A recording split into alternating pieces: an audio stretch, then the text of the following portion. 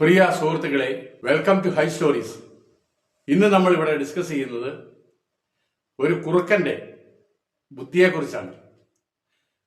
അപ്പോൾ നമുക്ക് കഥയിലേക്ക് കടക്കാം. ഒരു വനപ്രദേശത്ത് ഒരു സിംഹവും ചങ്ങാതിമാരായി അല്ലെങ്കിൽ സേവകരായി ഒരു കുറുക്കനും ഒരു ചെന്നായും ഉണ്ടായിരുന്നു. അവരവിടെ അങ്ങനെ സുഖമായിട്ട് ജീവിച്ച് പോന്നു. കുറുക്കനും ചെന്നായും ഏതെങ്കിലും ജീവിയൊക്കെ ഓടിച്ചുകൊണ്ട് വരും. സിംഹം അതിനെ കൊന്ന് ഇടും. നല്ല ഭാഗമൊക്കെ സിംഹം ഭക്ഷിക്കും. സിംഹം നിന്നിട്ട് ബാക്കി വരുന്നത് ചെന്നായും കുറുക്കനും സമാധാനത്തോടെ നിന്ന് ഇങ്ങനെ ജീവിച്ചു പോരുകയായിരുന്നു. ഒരു ദിവസം അവിചാരിതമായി ഒരു കാട്ടാന അവിടെ എത്തി. കാട്ടാനയും സിംഹവും തമ്മിൽ ഏറ്റുമുട്ടി. ആ ഏറ്റുമുട്ടലിന്റെ അനന്തരഫലമായി സിംഹത്തിന് വലിയ പരിക്കുകൾ പറ്റി. ശരീരത്തിന് മുറിവ് പറ്റി. അവൻ അനങ്ങാൻ പാറ്റാതെ കിടപ്പായി.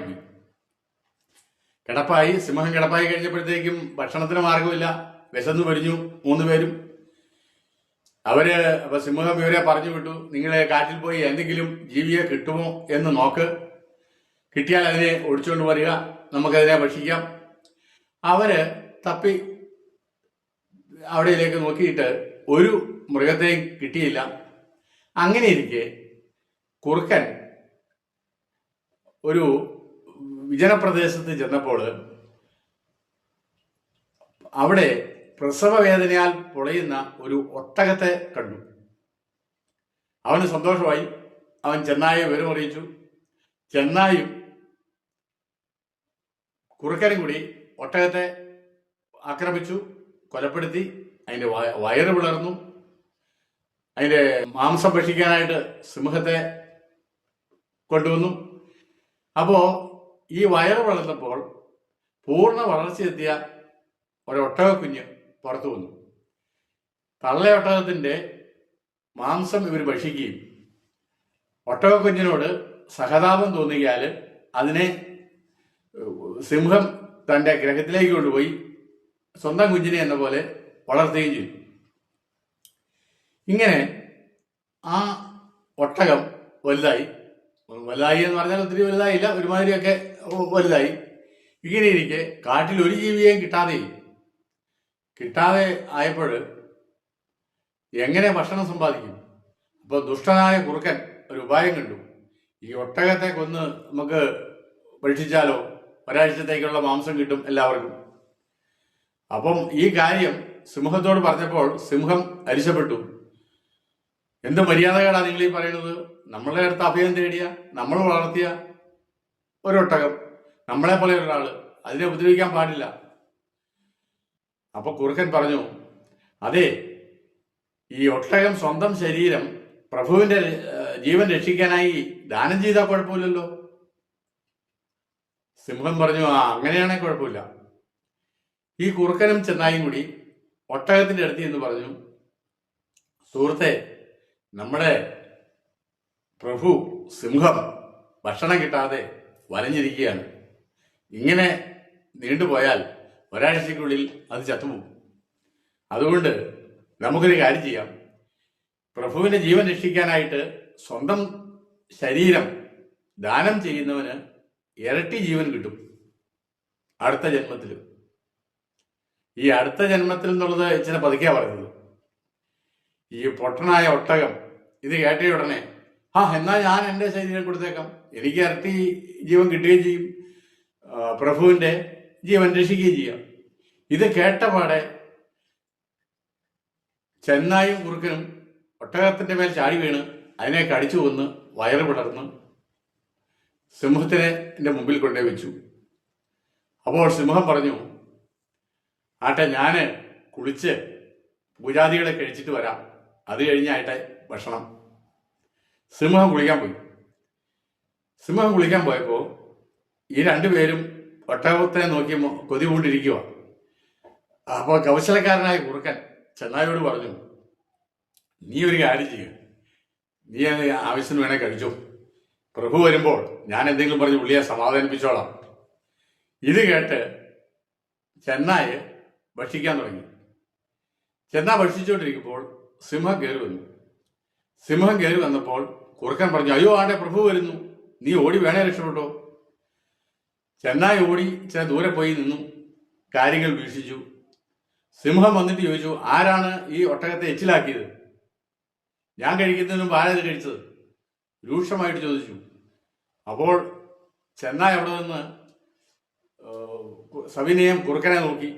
അപ്പോൾ കുറുക്കൻ പറഞ്ഞു, ഞാൻ പറഞ്ഞതല്ലേ നിന്നോട് കഴിക്കരുതെന്ന്? പ്രഭു വന്നതിന് ശേഷം, പ്രഭു കഴിച്ചതിന് ശേഷം നമുക്ക് കഴിച്ചാൽ മതി എന്ന് ഞാൻ പറഞ്ഞില്ലേ? നീ അത് കേൾക്കാതെ നിന്നേച്ച് നീ നോക്കുന്നോ എന്ന് സിംഹം കേൾക്കെ ഈ കുറുക്കൻ ഉറക്കെ പറഞ്ഞു. ഇത് കേട്ടപാടെ ജീവൻ നഷ്ടപ്പെടുമല്ലോ എന്നോർത്ത് ചെന്നായി ഓടി രക്ഷപ്പെട്ടു. കുറുക്കൻ സിംഹവും മാത്രമായി. ഈ സമയത്ത് വഴിയിൽ കൂടി ഒട്ടകക്കൂട്ടങ്ങളുടെ വരുന്ന ഒരു ശബ്ദം കേട്ടു. മുന്നേ നടക്കുന്ന ഒട്ടകത്തിന്റെ കഴുത്തിൽ കെട്ടിയിരുന്ന മണി കിലുങ്ങുന്ന ഒച്ചയാണ് കേട്ടത്. അപ്പോൾ അതെന്താണെന്ന് കേട്ട് സിംഹം ഭയപ്പെട്ടു. അതെന്താണെന്ന് അറിയാൻ സിംഹം കുറുക്കനെ പറഞ്ഞു വിട്ടു. കുറുക്കൻ ചെന്നിട്ട് ഇതൊരു ഒട്ടകക്കൂട്ടമാണെന്നും അവർ മിന്നൽ നടക്കുന്ന ഒട്ടകത്തിന്റെ കഴുത്തിലുള്ള മണിയാണ് കിളിങ്ങുന്നതെന്നും അത് അവരുടെ വഴിക്ക് പോവുകയാണെന്നും മനസ്സിലാക്കി. എങ്കിലും അവൻ സിംഹത്തിന്റെ അടുത്തു എന്ന് പറഞ്ഞു, അയ്യോ യജമാനെ ചതിച്ചു. നമ്മളീ കൊന്നിട്ടിരിക്കുന്ന ഒട്ടകമുണ്ടല്ലോ, അത് ഒരു ഒട്ടക ദേവന്റെ ഇഷ്ടപുത്രനായിരുന്നു. നമ്മൾ അതിനെ കൊന്നുകൊണ്ട് ഈ ഒട്ടകങ്ങളുടെ രാജാവായ ദേവൻ ഈ ഒട്ടകക്കൂട്ടങ്ങളെ കൊണ്ട് നമ്മളോട് പകരം വീട്ടാൻ വന്നിരിക്കുകയാണ്. ഒരു പറ്റം ഒട്ടകങ്ങളുണ്ട്, ആയുധങ്ങൾ വേണ്ടിയാണ് അവർ വന്നിരിക്കുന്നത്. സർവനാശം, ഇനി രക്ഷയുണ്ടോ എന്ന് എനിക്ക് തോന്നുന്നില്ല. ഇത് പറഞ്ഞു കേട്ടപ്പോൾ സിംഹം പേടിച്ച് ജീവരക്ഷാർത്ഥം ഓടി രക്ഷപ്പെട്ടു. ഈ സമയം കുറുക്കൻ ശാന്തമായിട്ട് അവിടെ പാത്തിരുന്നതിന് ശേഷം എല്ലാവരും പോയി കഴിഞ്ഞപ്പോൾ ആ ഒട്ടകത്തെ ഭക്ഷിക്കാൻ തുടങ്ങി. വളരെ ദിവസത്തേക്ക് അവന് ഇഷ്ടപ്പെട്ട ഭക്ഷണം അവന് ലഭിച്ചു. സിംഹത്തെ ചെന്നായി ഉപായം പ്രയോഗിച്ച് അവന് ഓടിച്ചു. ദമനകൻ തുടർന്നു, അതുകൊണ്ടാണ് ഞാൻ പറഞ്ഞത്, ബുദ്ധി ഉപയോഗിച്ച് ശത്രുവിനെ നിഷ്പ്രഭനാക്കി സ്വന്തം കാര്യം നേടുന്നവനാണ് ബുദ്ധിമാൻ, അവനാണ് ഐശ്വര്യം പ്രാപിക്കുന്നത്. ഇങ്ങനെയൊക്കെ പറഞ്ഞ് അവർ തമ്മിൽ പിരിഞ്ഞു. കരടകന്റെ വഴിക്ക് പോയി. സജീവകൻ ആലോചിച്ചു, വെറും പുല്ലുതീനിയായ ഞാൻ സിംഹത്തോട് കൂട്ടുകൂടാൻ പാടില്ലായിരുന്നു. മാംസബുക്കായ സിംഹവും സസ്യബുക്കായ ഞാനും തമ്മിൽ എന്ത് ബന്ധം? അത് എന്റെ കുഴപ്പമാണ്. ഇനി പറഞ്ഞിട്ട് എന്ത് കാര്യം?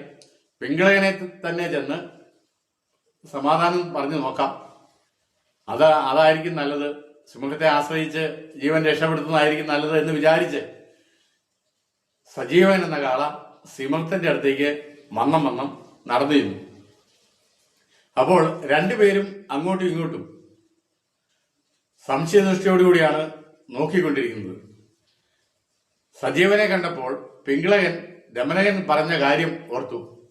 സാവധാനം വരിക, ചെരിഞ്ഞു നോക്കുക, കണ്ണും മുഖമൊക്കെ വക്രിച്ച് ഇരിക്കുക, തീക്ഷ്ണമായി നോക്കുക, ഇതൊക്കെ കണ്ടാൽ ആക്രമിക്കാൻ വരുന്നതാണെന്ന് മനസ്സിലാക്കിക്കൊള്ളുക എന്ന് ദമനകൻ പിങ്കളകനോട് പറഞ്ഞത് അവൻ ഓർമ്മ വന്നു. ഈ ലക്ഷണങ്ങളെല്ലാം കാളിയിൽ കാണുന്നുണ്ട്.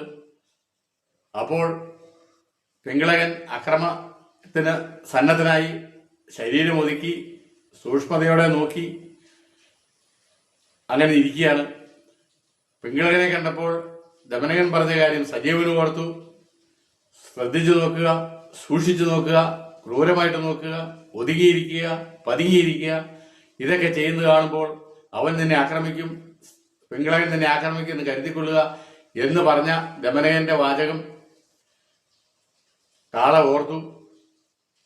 ഏതായാലും രണ്ടുപേരും സംശയത്തോടെ നിൽക്കുന്ന പരസ്പരം സംശയം ആക്രമണത്തിലേക്ക് നയിച്ചു. പിങ്കളകൻ സജീവന്റെ മേൽ ചാടി വീണു. അവർ പരസ്പരം ആക്രമിച്ചും കാള കുത്തിയും സിംഹം കൈകൊണ്ടും അവന്റെ പല്ലുകൊണ്ടും കാളയെ തിരിച്ചാക്രമിച്ചു.